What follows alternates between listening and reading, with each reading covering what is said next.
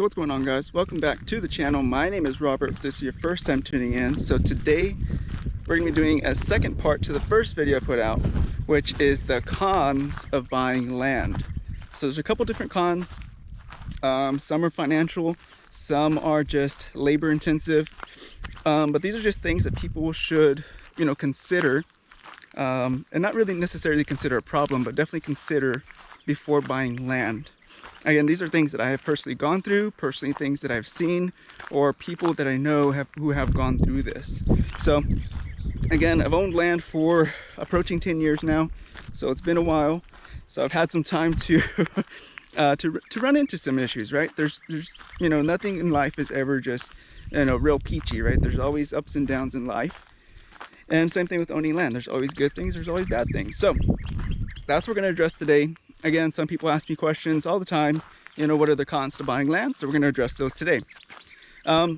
Before we begin, don't forget to like, share, and subscribe on this video if you like content like this. Again, guys, my name is Robert. Let's go ahead and get into it. So one of the cons to buying land is going to be obviously the expense.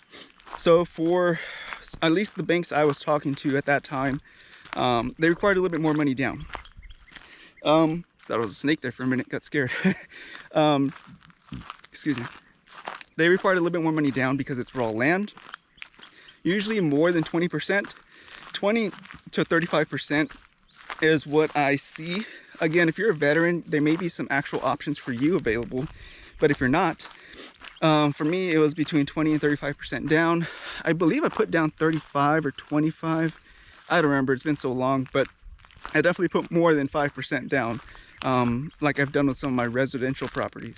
So it does take a little bit more capital to buy raw land. Again, when I ask the bank, why is that? They say, it's more of a chance that you can default or that you may be willing to default.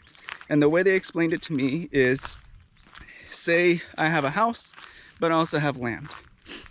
Chances of me defaulting on my house where I actually live and reside, lower, because I need a roof over my head. Chances of me defaulting on land, raw land, are a lot higher because, well, the land isn't, sheltering me from anything. I don't live there. So there are chances that I could let that go if a situation arises and I needed to save or conserve cash. More than likely, I'm not going to let my house go, but I'll let the land go. So that's how they explained it to me. So that's why they require a little bit more down, so that way the bank has more equity and for them to lend you the money, basically. Now the next thing is going to be taxes. So there's many different ways to get tax exempt on raw land. What I do is wildlife exemption. I do a lot of things for the wild animals out here, but if you don't do any of this stuff, your taxes can get pretty expensive depending on your location as well.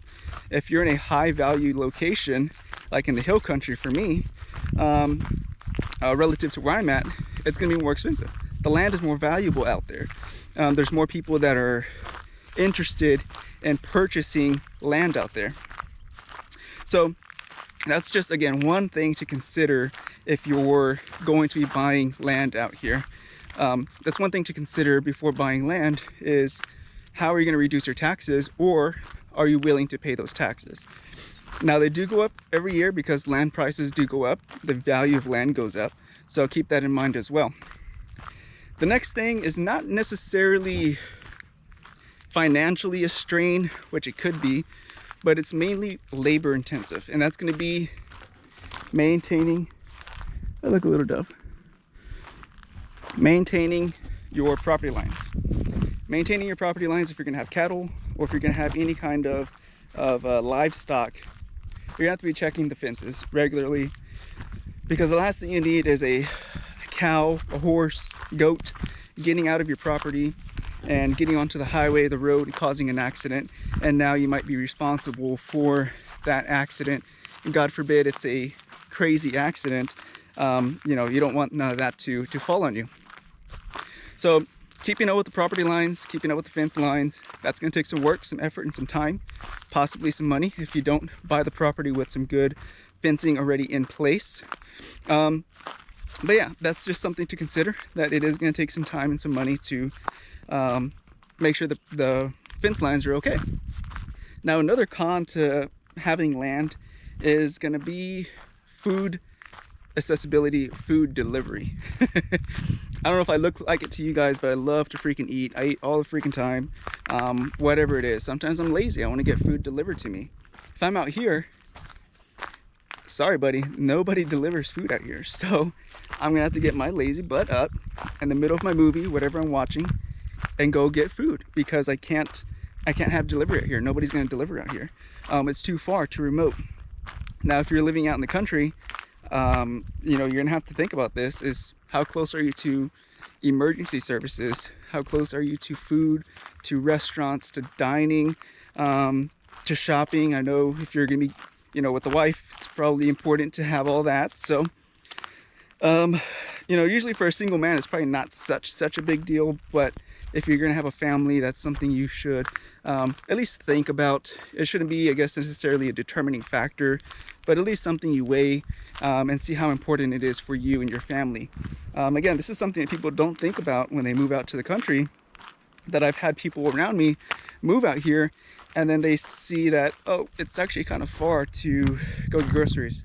You know, it's taking an hour and a half there and back or something to get groceries, just to, it's not including the shopping time, right? So just little things like that to consider that people may not actually think about, is the proximity to everything that's important to maybe you or your family. So another thing to consider, kind of in line with keeping up with your fence line, is if you're like my neighbor, you'll be getting calls in the middle of the night because your cows got out by the sheriff department. So that's something to keep in mind if you are not going to be keeping up with your fence line, that you will be getting calls in the middle of the night because your cows got out, your goats got out, whatever, your horses. You know, it's just something to keep in mind. You know, maybe you have workers for you, they forget to close the gate, now you're getting a call in the middle of the night. So again, not a super huge big deal, but again, it's something that people may not think about when they purchase land, is that, hey, the sheriff might be calling you if your cows are out, which you never know. Sometimes a cow can just lean up against a fence line, break a T-post, seen it happen plenty of times, and now you got a down fence, and I have cows all over the road. So just, you know, little things like that that may go into the con pile, that maybe something you might not want to deal with, something you might want to consider, maybe something you might want to put more money into, maybe building a better fence so that way you don't have to deal with that problem in the future. There's just, you know, oh, look, a little bunny. But a pro is that you see a lot of wildlife real quickly. But anyways, yeah, just something to think about again. Now, another thing to buying land, if it's raw land and it's untouched and it's been left to just grow wild, is you're gonna have to put in some work. You're gonna have to put in some work, either cutting the grass, mowing the grass, trimming trees. Maybe not you, maybe you hire somebody, but that's still either money or time that's gonna go into getting the land ready for you to move in if you plan on moving out to the country.